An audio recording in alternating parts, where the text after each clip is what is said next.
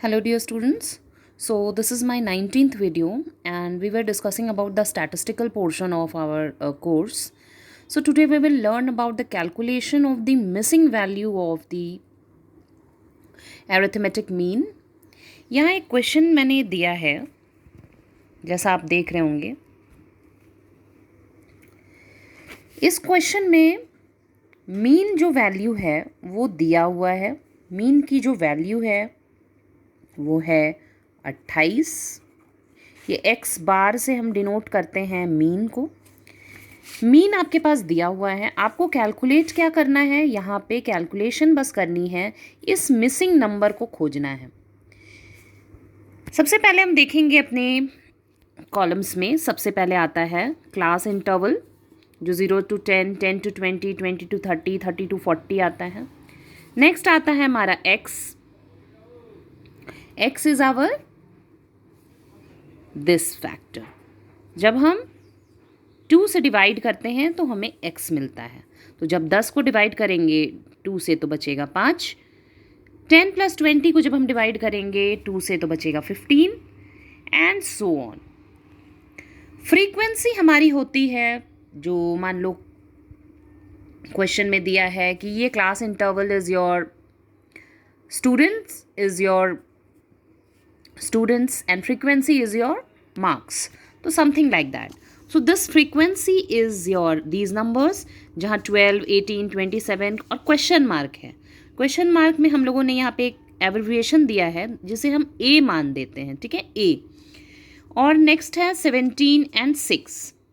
अब हम इसको देखेंगे. सबसे पहले हम इसको कैलकुलेट कर लेंगे क्योंकि यहाँ सिग्मा एफ हम लिखते हैं. सिग्मा एफ करके हम प्लस कर देंगे. जितने भी नंबर्स हैं उसे हम प्लस करेंगे. 12 + 18, 18 + 27, 27 + 17, 17 + 6 प्लस ए. चूँकि ये नंबर अभी नोन नहीं है इसीलिए हम यहाँ इसे लिखते हैं 80 + ए. अब आएंगे हम अपने सेम पैटर्न पे जहाँ हम dx निकालते थे. dx कैसे निकालते थे? हम सबसे पहले एक एज्यूम्ड मीन फाइंड करते हैं. किससे? x से. x में हम एज्यूम्ड मीन फाइंड करते हैं. मान लो 25. हम लोगों ने लिख दिया है 25. अब 5 - 25 is -20, 15 - 25 is -10, 25 - 25 is 0, 35 - 25 is 10 and so on. अब हम फाइंड करेंगे d-x. d-x dx से भी छोटा हो गया. d-x. d-x कैसे निकालते हैं हम लोग? dx बाई क्लास इंटरवल से. dx हमने अभी निकाला और इंटरवल मतलब ये कितने का गैप चल रहा है. तो ये गैप हम देख रहे हैं कि 10 10 10 10 का गैप है. इसीलिए हम अपने इन नंबर्स को और छोटा करने के लिए बाई 10 करेंगे. तो हमें नंबर्स मिलेंगे -2, -1, 0, 1, 2 एंड 3. अब हम क्या करेंगे? इन नंबर्स को भी प्लस करेंगे. Sigma F d-x is equal to जो भी नंबर आएगा. यहाँ आया है 10 + a. अब हमें फाइंड करना है फ्रीक्वेंसी इंटू d-x.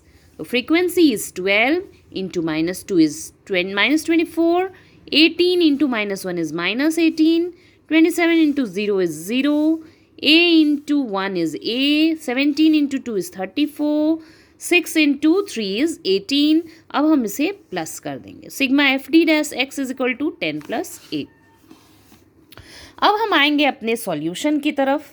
सॉल्यूशन में आपने सेम फॉर्मूला यूज़ करना है. That is x bar equals to a plus sigma F d-x by sigma F into I.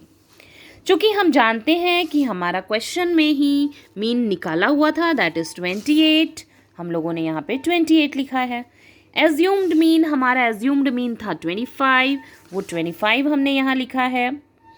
Plus F d-x हमें निकला 10 + a. हमने 10 + a लिखा है. Sigma F is your 80 + a. हमने 80 + a दिया है.